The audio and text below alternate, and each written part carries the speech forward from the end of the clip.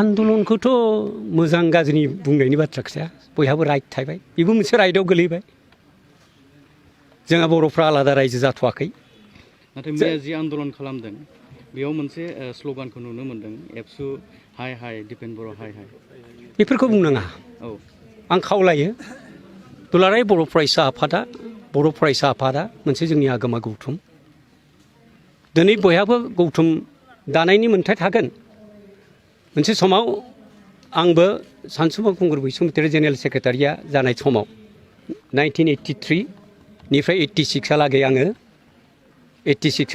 Assistant सेक्रेटारिमोन 1981 आवनो बिजनि बरलागावआव आं एसिस्टेन्ट सेक्रेटारि जादोंमोन नाथाय गोबां खोथाखौ लानानै बेखौ रिसाफल खालामनाय जादोंमोन अदालगुरिनि कलेजावनो बिनि उनाव आं ड्रप जायो 83 निफ्राय 86 हालागै दुलाराय बर' फरायसा आफादनि एसिस्टेन्ट सेक्रेटारि जायो आरो मोनसे समाव 86 आव आं बे गोलाव जारिमिनखौ बुंलिया फरायसा आफादखौ आं फरायसा आफाद हिसाबै नन पलिटिकेल केरेक्टार मेनटेन खालामजानायखौ लुबैनानै आं आवाज थिखांदोंमोन बेल'मोन जे थोंजोङै पलिटिकेल पार्टिजों इनभल्भ जानाङा बेखौ हले आङो गोदो बुंदोंमोन आरो बेनिफ्रायनो जोंनि गेजेराव एसे गावस्रानाया फैदोंमोन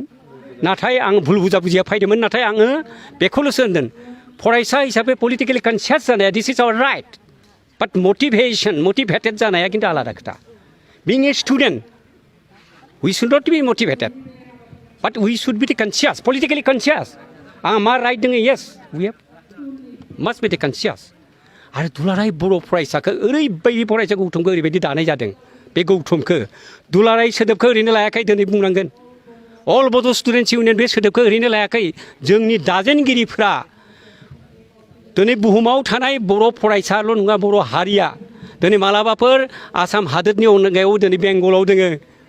वेस्ट बेंगलाव दोङो बुङो जोंनिया म्यानमाराव ब्रह्मदेशआवबो जोंनि थागिबि दङ बेबायदि गुबुन गुबुन जायगायाव इउपिनि फरायहोनाय जायगायाव दोङो बुहुमाव जेसेबां जायगायावनो बर'फोरा थाया मानो बै बर'फोरा जाहाथे वान आमब्रेला नन पलिटिकेल मोननैसो अर्गेनाइजेसनाव थानांगौ बिनि सिङाव थानांगौ जायखिजाया राजखान्थि हान्जानि मानसियानो जाया मानो बेखौ अनसायो बेनो जाबाय बर'फोरनि गेजेराव दुलाराय बर' थुनलाइ आफाद आरो दुलाराय बर' फरायसा आफाद दिनैसिमबो आङो अनार खालामो बर' थुनलाइ आफादखौबो बर' फरायसा आफादखौबो नंगौ 1986 आव जोङो इलेक्सननि बिथिंखौ लानानै गावस्रा गावस्रि जादोंमोन आरो आङो 93 हालागै 95 आव जों रायलायलायनानै आगौ बेखौ फोजोबना लादों नाथाय मोनसे खोथाखौ बुंगोन पलिटिकेलि कनसियास जानांगोन नाथाय we should not be politically motivated बेखायनो आङो बेखौ थाल लानांगोन आरो सोरबा फरायसा गौथुम आबसुखौ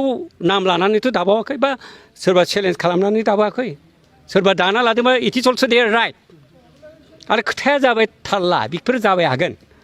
जे आलादा रायजोआ बर'लेण्डआ गोदोबो नों आं दहायनो होनबावदों बर'फोरनि रायजोनि सिमाङा रायजो बिनायनि सिमाङा उदांस्रिनि उनाव 1967 निफ्रायनो पिटिसिया 22 बोसोर आन्दलन खालामबाय आबसुनि नेतृत्वआव 6.5 बोसोर आन्दलन जाबाय एनडिएफबि हाथियार लानानै 36 बोसोर संग्राम खालामबाय पिडिएफआ बड' हादोर मुं दोनबाय माने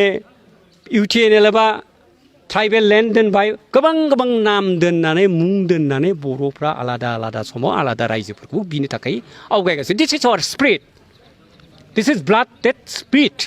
बेनि थाखाय सोरबा गौथुमा खालामनानै आवगायलाङोब्ला जोंखौ बेखौथ' बादा होनायनि बाथ्रा गैया दिस इज राइट बनसुखौ एबसुनि हेंथायै बा बिटिआर गोरोबथानि हेंथायै जोनोम जादों होननानै गोबाङा दिनै सावरायदों बेखौ गोबां सोर बुंदों बिसोरनोबो सोंबानो जायो आंलाय मानो बुंबावनो दिनै नोंथाङा सासे बारग' दैदेनगिरि हिसाबै नोंथांनि नोजोराव नङा आंनि नोजोरनि बाथ्रा नङा आङो फरायसा आफादा बयहाबो थायो दिनैनि डेम'क्रेटिक हादोराव दुलाराय बर' फरायसा आफादखौ दिनैनिल' नङा गोदोनिफ्राय मान होबोनांगोन दान्थे बिदान्थेया जागोन दैदेनगिरिफ्रा सोरबा फैगोन सोरबा थांगोन सोरबा मोजां जागोन सोरबा हामि जागोन डिबेटआ जालांबाय हागोन नाथाय बर' फरायसा आफादा बर'फ्रा आरो फारसेखै बनसुआबो दाना लादोंबा स्टुडेन्ट बिसोरनि एम्स एन्ड अबजेक्टिभआ मा बिसोरसो मिथिसिगौ बिथांमोना आलादा रायजो सोरजिनायनि खोथाखौ बुंदों बिसोरनि बाथ्रा दा बेखौ आङो इन्टारफेयर खालामनानै बुंदोननायखौ लुबैया बयहाबो everybody has a right this is democratic country मोनसेल' खोथाखौ नोजोर होनांगौ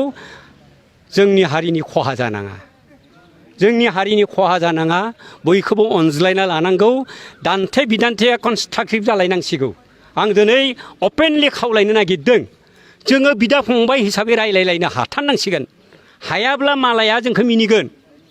मानो हाया जानो जों रायलायनो पलिटिकेल पावारा फैबाय हागोन थांबाय हागोन मा समाव फैगोन मा समाव आंबोथ' पलिटिकेल पार्टिनि मोनसे समाव जेनेरेल सेक्रेटारिमोन पावारखौनो गारलायदो जोंहा बिथां मन्त्रि इउ.जि. ब्रह्म बिथाङा बै समाव एबसुनि आफादगिरिमोन गोबां मोजांजों जों रायलायदोंमोन गोबां खेब सावरायदोंमोन पिडिएफआ पावाराव थानायाव जोंखौ गारनो थिनदोंमोन पावारखौ येस जोंबो रेडि जादोंमोन बिराद सेक्रिफाइस खालामना गारलायदोंमोन आं दहाय स्पिचआवबो बुंदों मालाबा जों सेक्रिफाइस खालामनांगोन बे समाव बेखौनो थिनदोंमोन नाथाय जोंथ' गाज्रि मोनना थायाखै दिनै नांलायलायनाङा मोनसे समाव जोङो सानसुमा खुंगुरदों नांलायलायनाय जादोंब्लाबो जों बेक्तिगत नांलायलाय दाथ' बिराद लोगोथार बै समाव आंनो दा बिथांमोना लाइजाम हरनाया करेन बसुमतारी आंनो लाइजाम हरनायफ्रा दाबो आंना गोगो दोङो आं एसिस्टेन्ट सेक्रेटारि जाना थानाय समाव करेन बसुमतारी आंनो लाइजाम हरनाय सानसुमा खुंगुरा आंनो लाइजाम हरनायफ्रा दाबो दोङो सानसुमा खुंगुरनि आखरखौ बिराद मोजां मोनोमोन आं बिराद मोजां रग'यै लिरोमोन नालाय बेखौ आं लाखिना दोन्दोंमोन करेन बिथाङाबो बिराद गोसो होनानै लिरदोंमोन बिथांमोनखौ आं आरोबाव जोङो